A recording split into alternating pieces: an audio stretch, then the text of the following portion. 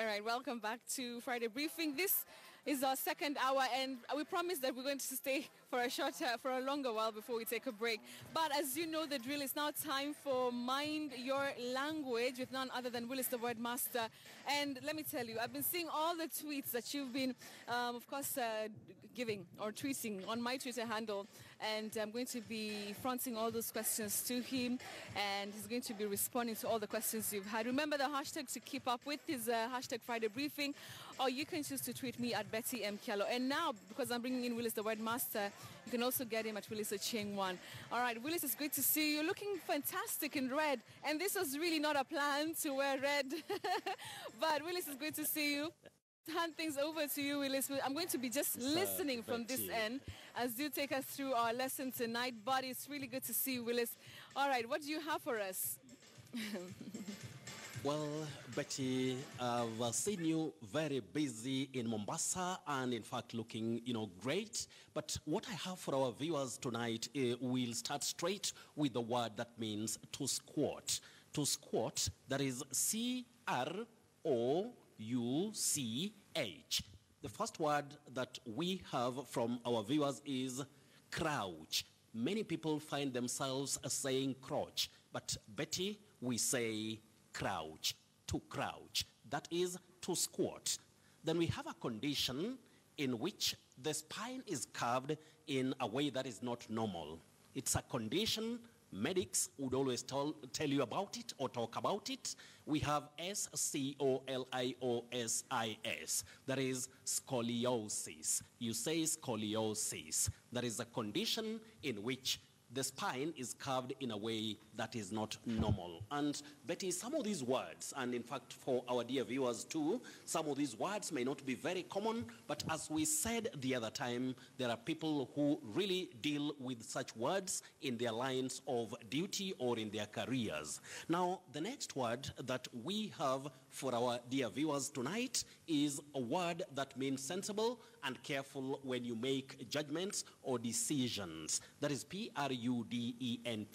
You say prudent, prudent, or prudent. You say prudent or prudent. Just like we say student or student. That is acceptable.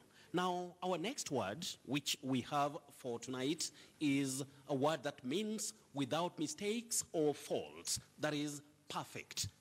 You say impeccable, impeccable. Avoid saying impeccable. Impeccable, no. You say impeccable. Just like we say impeccable sources, especially in news reports. Now, the next word is a common one and popular whenever we have Mind Your Language segment on Friday Briefing. And this word you say reservoir. Reservoir, not reservoir, not reservoir or reservoir. You pronounce this word as reservoir, reservoir. So, some of these words can be tricky. Some are just difficult, especially for people who don't use them regularly. Now, we have a word here with only 3 letters, that is B-O-W. This word, when it is used as a verb to mean to bend, like when you are praying, you say to bow. Can you bow for a word of prayer?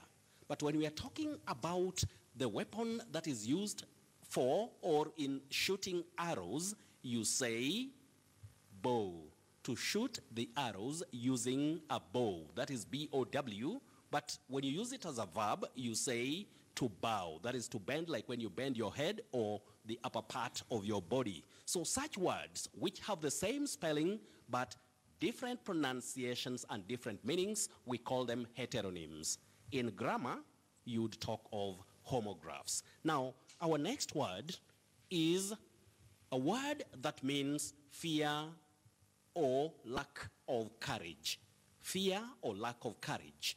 You say cowardice. Cowardice. Many people find themselves saying cowardice because of the ending that is I-C-E. We have the word ice, but don't say cowardice. Say cowardice. Cowardice, not cowardice. You also say prejudice, not prejudice. Hospice, not hospice. You also say novice. not novice. Remember, you also say justice, not justice. Now, from that point, we go now straight to our feedback questions. Ali Farouk, you say Lajes. Ali Farouk of Nairobi, you say Lajes. Claire Mwangi of Buruburu, you say promotion and president. That is a title, president, like President Uhuru Kenyatta, not president. When you say president, that is President. But the title is president. Letter S takes what we call the voiced sound Z. That is a sound that is produced with the vibration of the vocal cords. Dr. Solomon Omache, you are right. You say pre-primary. Pre-primary. Don't say pre-primary or pre-primary.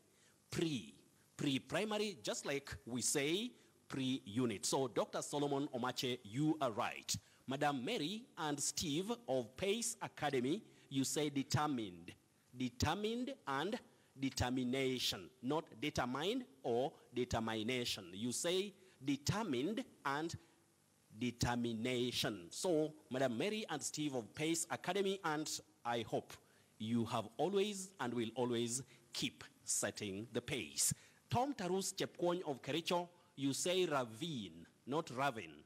Ravine. Eldama ravine. Ravine. You can realize that there is that stress on the last syllable. Veen. Ravine. George Nyaoke Soja of Nyanchwa, onomatopoeia. Onomatopoeia. Don't say onomatope. Avoid that.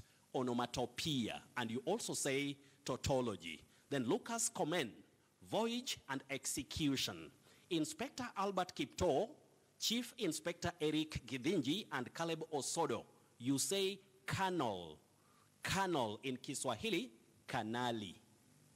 Canal, don't say colonel. Colonel is what you see, but that word is pronounced as canal. And you also say immigrants. Zakina Baraka of Mombasa, Mombasa is represented right here, and Betty and the entire KTN team are also doing a wonderful work in Mombasa. So Zakina Baraka of Mombasa, you say to walk down the aisle, not aisle. You walk down the aisle. That is A-I-S-L-E.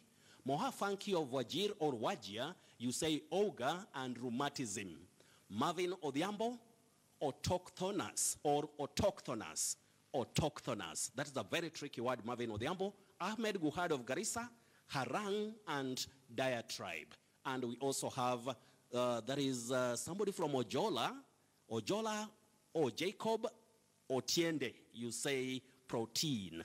Protein. And because of time, dear viewers, let me go straight to the surprise word for tonight. Many people find themselves saying cottage. The cottage left the mortuary. Say cottage. Cottage. So don't say cottage. Cottage. Cottage. So when we have the confusing words, the upper word is clone, clone. The lower word is clown. Clown. The upper word is clone. The lower word is clown. So you should get such words clearly. And very, very finally, we have something that will help you here. Say blue, flew, brew, and drew. So don't say flew, brew, and drew. And when we have what we have on the right, these are what we call phonetic transcriptions, the way you write the words in terms of their pronunciation. Something will come very soon. So this is just something like what I may call a tip of the iceberg. Many people want to know how to transcribe words or to write them with symbols. Don't worry. Just keep it KTN and you will love it one of these days. Otherwise, we now go for a break. And remember, this is KTN News, and always keep it KTN. I'm Willis Ochieng.